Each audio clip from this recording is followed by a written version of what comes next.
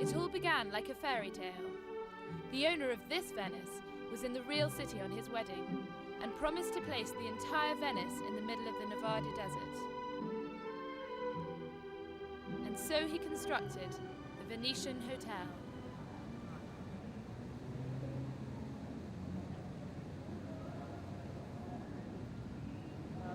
I think it's wonderful. There's a lot of things about it that seem very authentic. It's so kitsch. It's beautiful. In Venice, one must climb up the real Rialto step. Yet here, there is obviously an escalator. As there is rarely cloud in Vegas, the Venetian sky had to be painted on linen. 65 businesses and 15 restaurants provide entertainment. Only one thing is missing. There are no pigeons. Is a Venice without pigeons a successful replica? We did have the pigeons here, and obviously we couldn't put them in the actual St. Mark's Square because it's inside, and that really wouldn't work out too well. They would fly into walls, so that didn't happen. And we did have pigeons quite a bit outside up front, but we ended up stopping that program. The pigeons did not want to remain here. The hotel managers wanted to arrange a flight show with white pigeons 3 times a day, but the pigeons simply could not endure the desert climate. There are 3,000 rooms here, each one as large as a suite. Guests remain for an average of 3 days. The idea to build canals with Venetian-smelling water was also forgotten. Here only chlorinated water flows through the waterways. Actually, do you think this hotel is a kind of Disneyland for adults? Yeah, I definitely think this hotel, and I think Las Vegas as a whole, is a Disneyland for adults, because what adults really want to do is they want to eat, shop, gamble, stay in a nice luxurious hotel, and be able to do that all under one roof. And we allow that to happen, and we have all of that under one roof. I mean, you can stay here for 2 weeks and eat at a different restaurant every night for 2 weeks, because we have 15 restaurants here. So I definitely think it is a Disneyland for adults. The largest attraction is the Grand Canal. And what would Venice be without a gondola trip?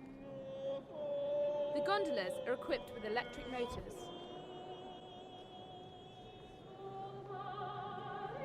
She's the one that has the beautiful voice.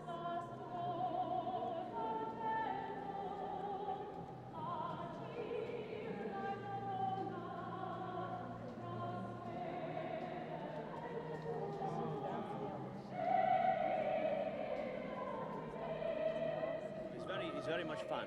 It's very nice. You get to be the center of attention. It's very nice. You know, get to sing, get to learn to speak Italian. Very nice.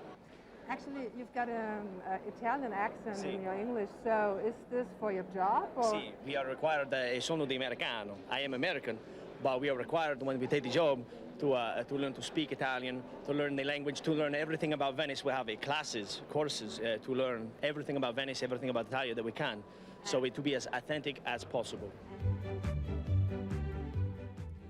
Only 3 minutes walk from St. Mark's Square is New York. The Statue of Liberty and skyscrapers can be seen there. Las Vegas continues to transform itself from gambling den to amusement park for the whole family. As a blueprint for the rest of the world to copy, the concept works fantastically well and also creates jobs. 120,000 hotel beds, which are 92% filled, is a record no other American city can match. In Paris last year, 26 million tourists came to visit.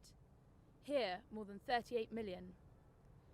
In the last 2 years, Dell Computers has built a new town, just 20 minutes from the Strip, Sun City, the Las Vegas paradise for pensioners.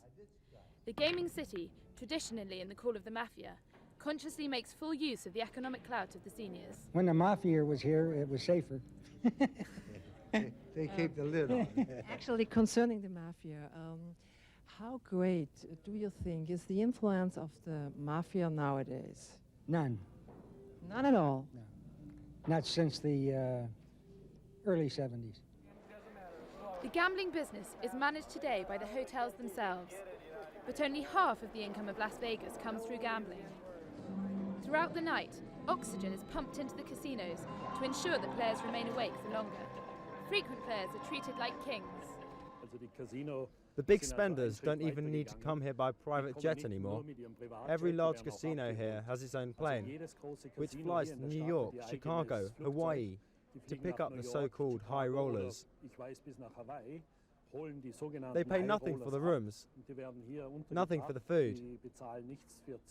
But of course, they're almost guaranteed to spend $100,000 to $300,000 in 2 days of gambling. Wolfgang has been chef at the Four Seasons Hotel for 2 years. This hotel is the only one in the city where there are no more casinos. With this completely new concept, the Four Seasons wants to appeal to a public who would like to experience Las Vegas as a luxury holiday resort. This is a development that could never have happened in the days of mafia-controlled Las Vegas. And do you think that there is still any evidence of the old protection rackets? No, no more. It's now so well controlled. The whole gaming industry, the gaming officers have done a great deal to bring it all down. I mean, nothing's guaranteed. I don't know what goes on in a dark room somewhere, but I don't think there's anything like that anymore. Those who come to the Four Seasons Hotel want to be able to relax in the sun. Very well, thank you. Did you care for an Evian spritz? Yes, ma'am. And facial or body? Certainly.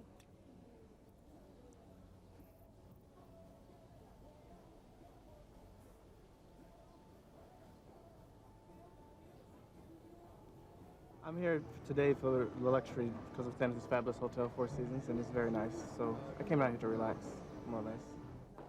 This multicolored Italian glass ceiling provides the spectacular entrance to the Hotel Bellagio. This hotel was built a year ago because of the Americans' obsession with Italy. Last year, the powerful MGM Group bought the hotel from multi-millionaire Stephen Wynn. There are already plans for the next themed city hotel. The new owners of Bellagio believe in their Italian concept, even in the face of strong competition from Venice.